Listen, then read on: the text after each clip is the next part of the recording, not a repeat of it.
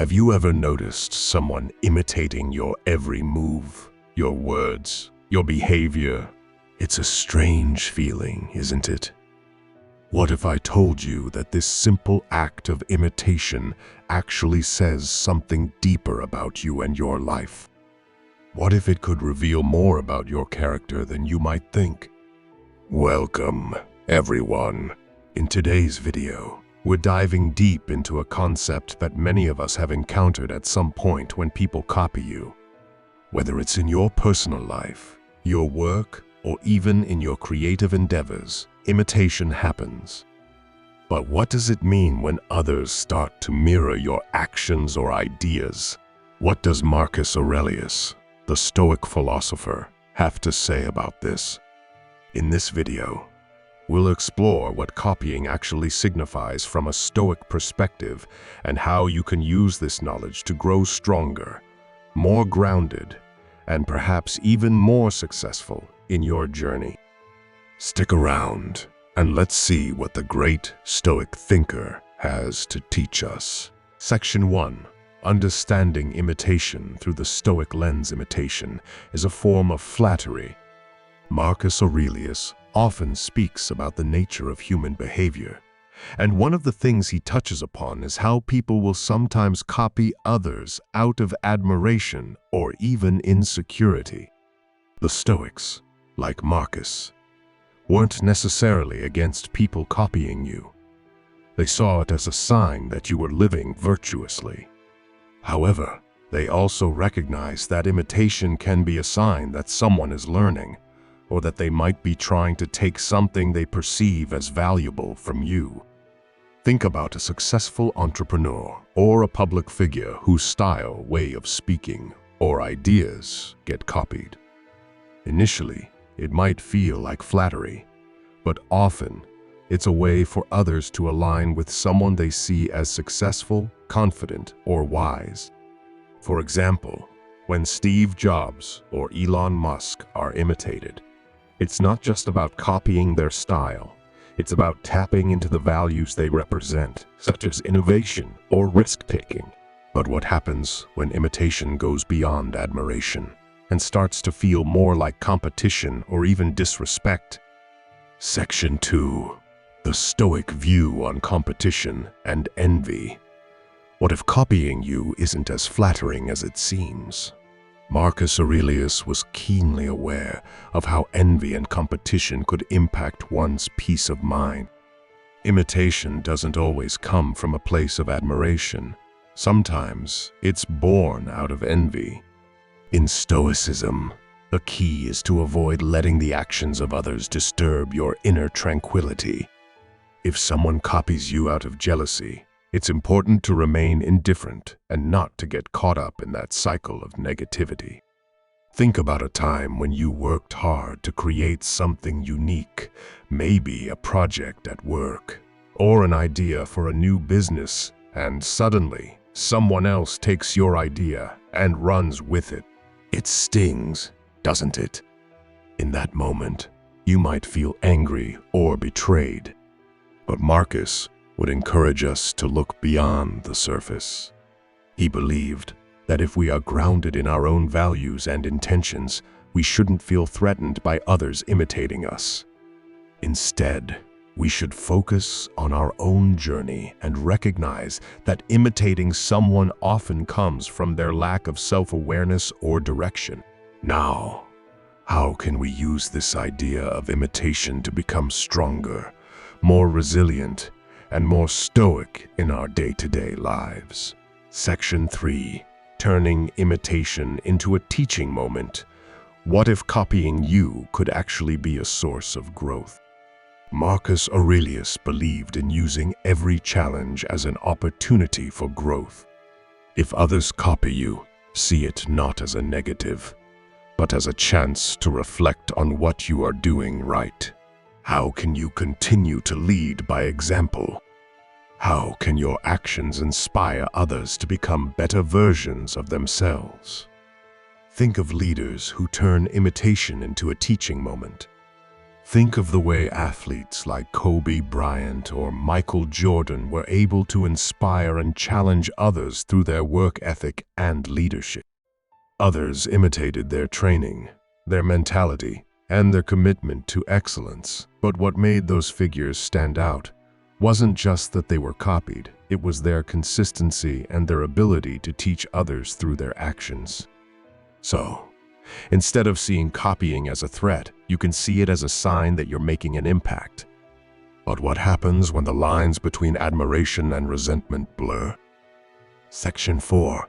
A different perspective. Not all imitation is positive. Is there a darker side to imitation? While Marcus Aurelius encourages us to maintain composure and detach from negative emotions, he also recognizes that not all imitation comes from a place of admiration. Sometimes, people copy you with the intent to surpass or undermine you. When this happens, it's important to recognize the difference between competition that encourages growth and competition that fosters resentment. In modern times, with social media and constant exposure, imitation can be taken to an extreme. Some might take your ideas without credit, claiming them as their own. How do you deal with that? Stoicism teaches us that while we should be aware of such behaviors, we should not let them control our emotional state. Instead, focus on what you can control, your own actions, your integrity, and your purpose. Section 5. The power of self-awareness in the face of imitation. Why is self-awareness key when others try to copy you? Marcus Aurelius believed in the power of self-reflection. In his meditations, he frequently emphasizes the importance of understanding one's own mind. When others start to copy you, the most powerful response is not external, but internal. By cultivating self-awareness, you're less likely to feel threatened by imitation because you know who you are, what you stand for, and what drives you. Think about a mentor or leader you admire. Chances are, their ability to stay true to themselves, regardless of external pressure or imitation, made them stand out. They've built their success through self-awareness, knowing what they're about, and refusing to be swayed by others. When people copy them, they don't feel anxious. Instead, they see it as part of the natural order of life. Others will try to replicate what they see as valuable. But even with self-awareness, imitation can still be challenging. So, how do we navigate the emotional impact when others replicate our actions, ideas, or style? Section 6. The emotional discipline of Stoicism and imitation. How does emotional discipline help when dealing with imitation?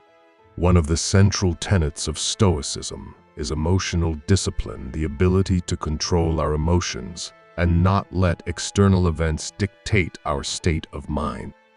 Marcus Aurelius, for instance, would often remind himself to not be swayed by the opinions or actions of others, as those things are beyond his control.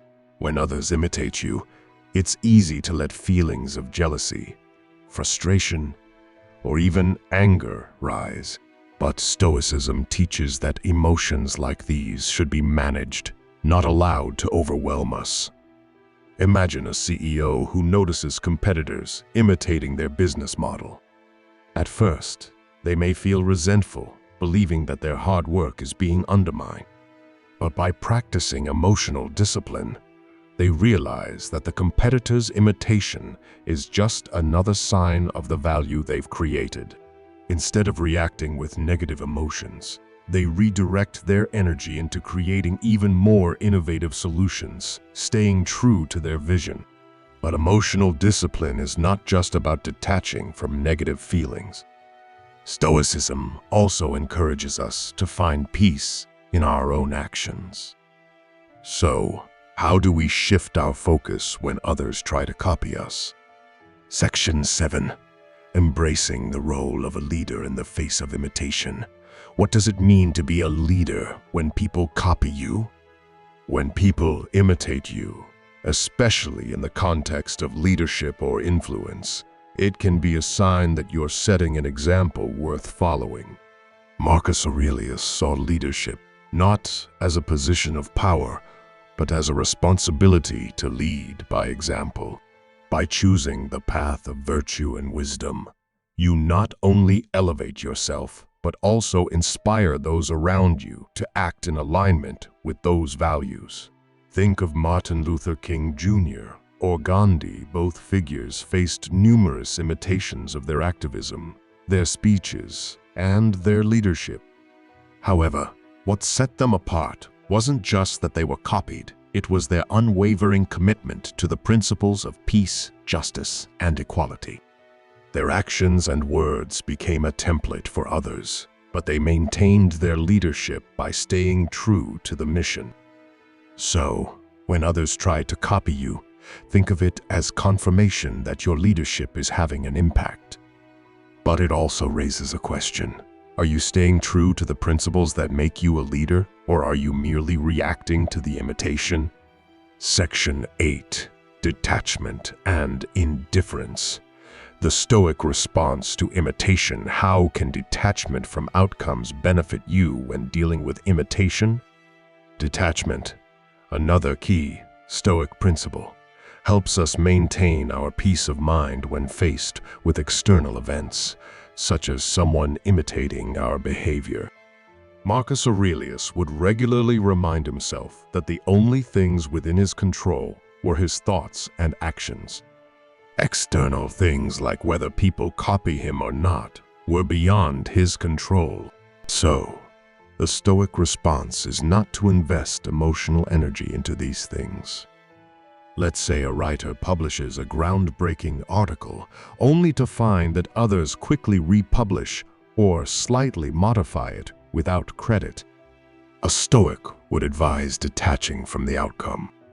Instead of feeling hurt or betrayed, the writer focuses on their craft, continually producing new work and staying true to their purpose. In this way, they maintain their integrity and peace, undistracted by the actions of others. But detachment doesn't mean indifference. It means taking action without getting attached to the results. So, when people copy you, detachment helps you focus on what you can control: your own actions, your creativity, and your path forward. Section 9. The impact of imitation on growth and innovation. How can imitation actually be a sign of your own growth and success? While imitation may seem frustrating, it can actually be a sign of your own success and influence. When others imitate you, it shows that your actions or ideas have created a ripple effect. Imitation can drive innovation, as people see something in your approach that inspires them to make improvements or adapt it in their own way. This can lead to positive change, not just for you, but for the wider community or industry. Think of a tree that bears fruit. People may come to harvest the fruit, taking it for themselves, but the tree doesn't lose its vitality. It continues to grow and bear more fruit, season after season. Similarly, when others imitate your work, they are reaping the benefits of the seeds you've planted. The more you grow, the more others may copy, but that doesn't diminish your own growth. It shows that you are creating something worthwhile. So, instead of resisting imitation, think of it as a natural outcome of your own personal and professional growth. The more you create, innovate, and lead with integrity, the more likely others will follow your lead. Wrapping it up, imitation is a reflection of your influence. Imitation, whether flattering or frustrating, is an inevitable part of life. Marcus Aurelius reminds us that how we respond to it reflects our own character and emotional discipline. By practicing Stoic principles, self-awareness, emotional control, leadership, detachment, and understanding the impact of our actions, we can turn the experience of being copied into a powerful opportunity for growth. Key takeaways. Imitation is a reflection of your influence and leadership. Stoicism teaches us to detach emotionally from the actions of others, focusing on our own growth. While embracing the lessons of imitation, we can use it as a tool for self-improvement and innovation. I'd love to hear your thoughts on imitation. Have you ever experienced being copied? How did you respond? Share your experiences in the comments below. And remember, if you enjoyed this video, don't forget to like, share, and subscribe for more Stoic wisdom and insights. Imitation isn't something to fear, it's something to embrace. It means you're on the right path, creating, growing, and making an impact. Stay true to yourself and let your actions speak louder than any imitation. As Marcus Aurelius said, waste no more time arguing about what a good man should be. Be one.